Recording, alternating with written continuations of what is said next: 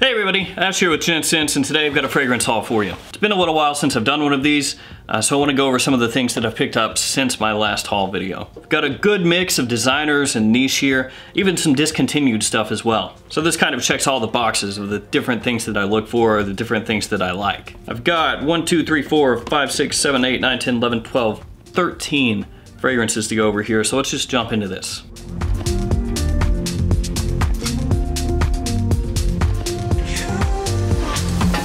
First two fragrances I want to talk about are from Royal Crown. These are actually very expensive niche fragrances.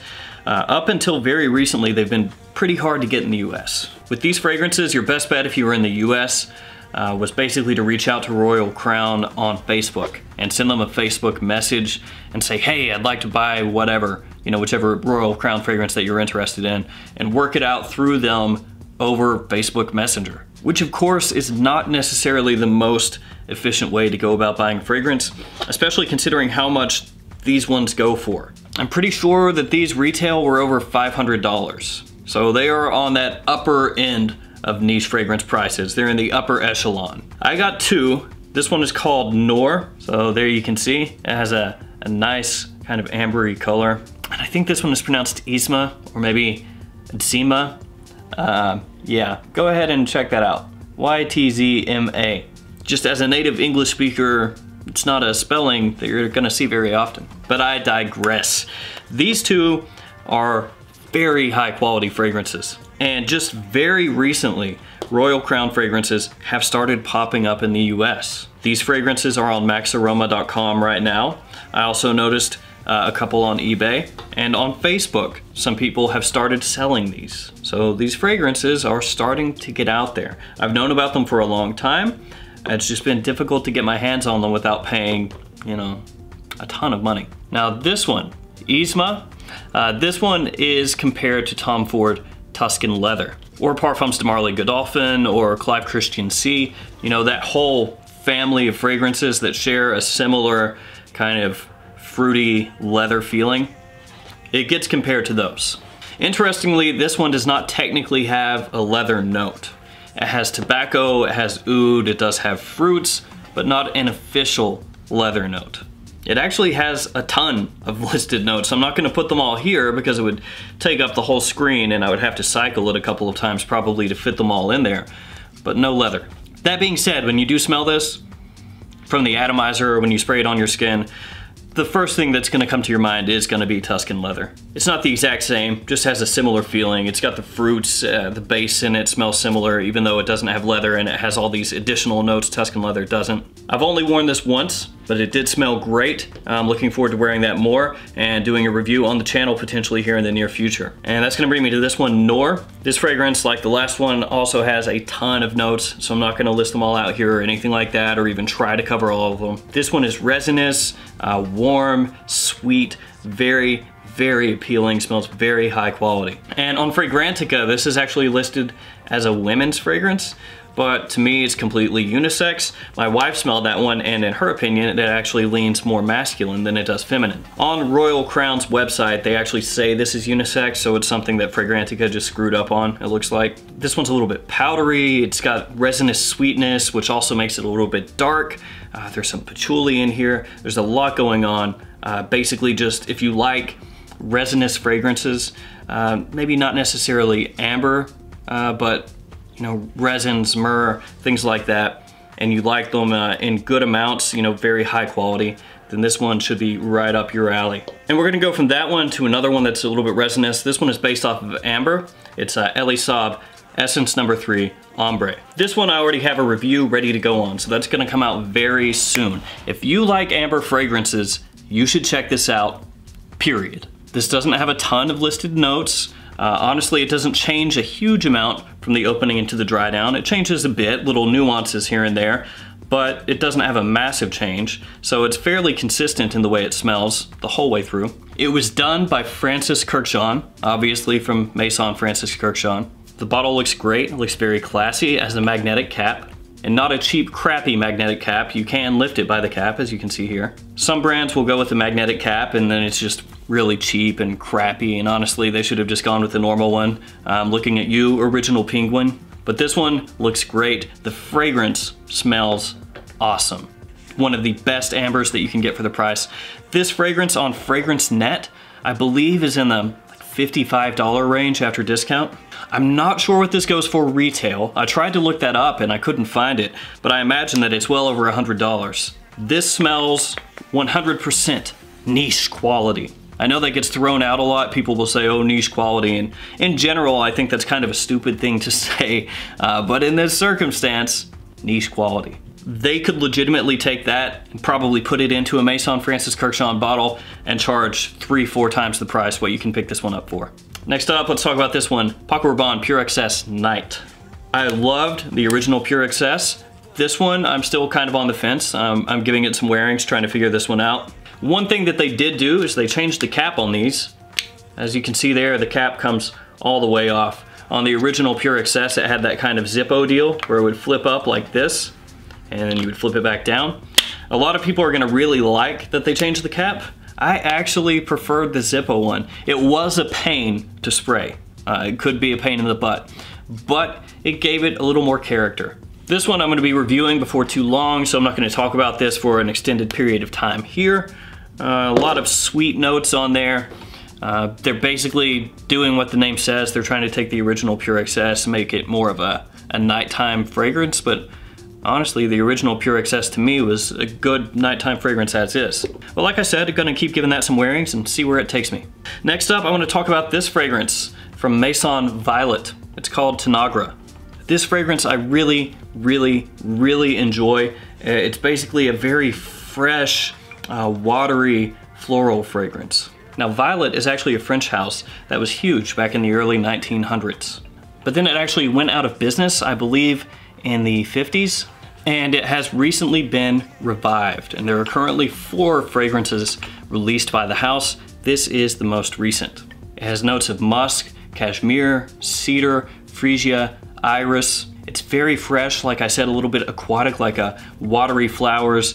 It's just a very uplifting fragrance. I really, really like it. It actually gives me kind of a similar feeling to the fragrance Black Tulip, which is this one right here. Now, if you're looking for an ultra masculine type fragrance, this one probably not for you. To me, it's completely unisex though. This is one that I'm definitely going to be wearing in the springtime. I just really, really like that fresh, like you've walked into a flower shop kind of feeling. And it's the freesia, I'm pretty sure. And the iris here as well is not a powdery, kind of lipsticky iris. It's very fresh as well. Next up, let's talk about this one, Carolina Herrera CH Men Insignia. This one has recently become available on a couple of discounters in the US. I actually touched on that briefly in my buying guide video, which is super duper long. This was actually on my wish list for this year, and now I have it. This is essentially just CH Men turned into a Middle Eastern fragrance. It's got that oud, rose, saffron combo, and when you spray this on, if you've smelled any fragrances that are geared toward the Middle Eastern market that go with that rose, saffron, oud combo that's used so often, it's gonna smell similar to a lot of things out there. Now to me, it's actually a little bit better than most designers that go that route. It does have essentially the same combo, like I just said, that oud, rose, saffron. It's got a very, very similar scent in lots and lots of fragrances out there. But this one has a good amount of sweetness that kind of offsets that a little bit. It does something a little bit different.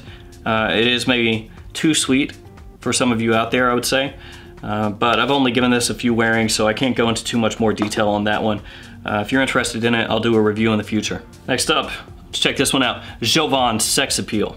I got this to do a review basically just for fun, if I'm being honest. You can pick this fragrance up for less than $10 online. It is not expensive. It was made in the 70s, and it smells like it was made in the 70s. Everything about this screams cheap. The atomizer, the bottle, the cap, but you know, it's kind of pleasant in like a throwback masculine kind of way. It reminds me a little bit of High Karate, which is not a bad thing. Also has kind of an Old Spice vibe going on.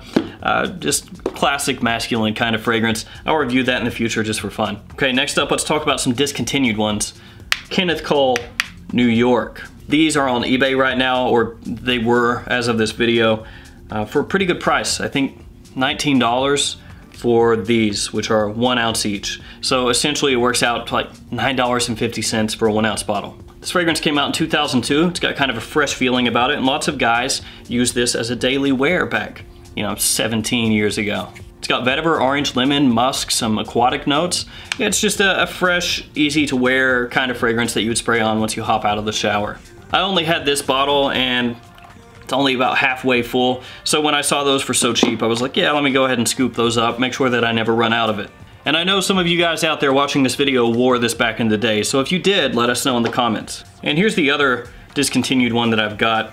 It is Emporio Armani City Glam.